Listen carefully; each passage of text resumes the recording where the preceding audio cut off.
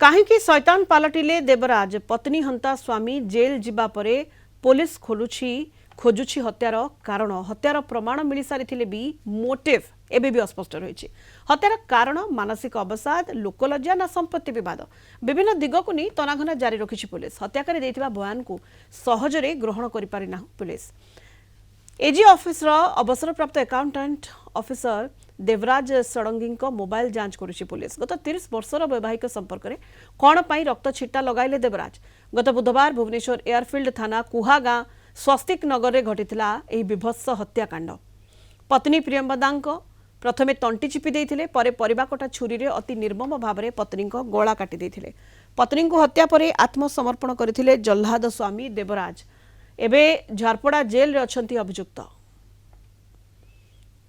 अधिक सूचना पे फोन लाइन तापस परिड़ा भुवनेश्वर रिपोर्टर जोड़ी होती तापस अभियुक्त तो आत्मसमर्पण करिछि किंतु हत्यार प्रमाण मिली किंतु कथा उठुछि एभली कांड काहेकि घटाइले देवराज मोटिव कौन रोची हत्याकांड पछरे एवं किभली भाव रे पुलिस तनाघना चलाई तापस सोनिका आपण जानिछंती जोबली भाव रे एयरफील्ड थाना अंतर्गत कुहा स्वस्तिक नगर रे जने अवसर प्राप्त एजी रो सीनियर अकाउंटेंट जे कि देवराज षडंगी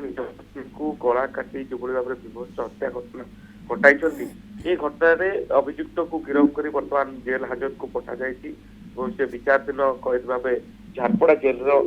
जेल चारिकांत भीतर अछंती किंतु सबटु बड़ कथा होछि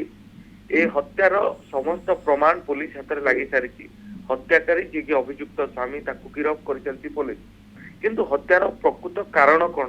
क्यों कारण पाई से हत्या कले हत्यार मोटिव एपर्यंत स्पष्ट हो पारने एवं जे अभियुक्त से देइथिबा पुलिस को तथ्य अनुसार से ताकर कहवा अनुसार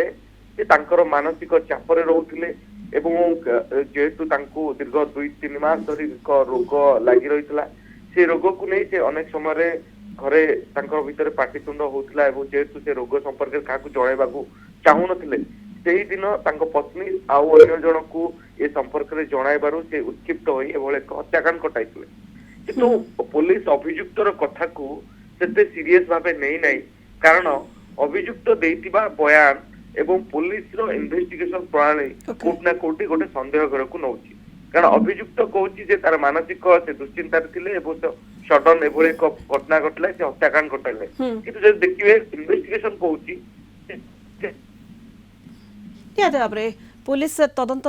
जारी रखिछि एवं कोन हत्याकांड पछर कारण रहुछि से नहीं छानबीन चलाई विभिन्न दिग को नहीं तदंत जारी रखिछि धन्यवाद Tapas Parida Bhubaneswar reporter phone line जोड़ी होते।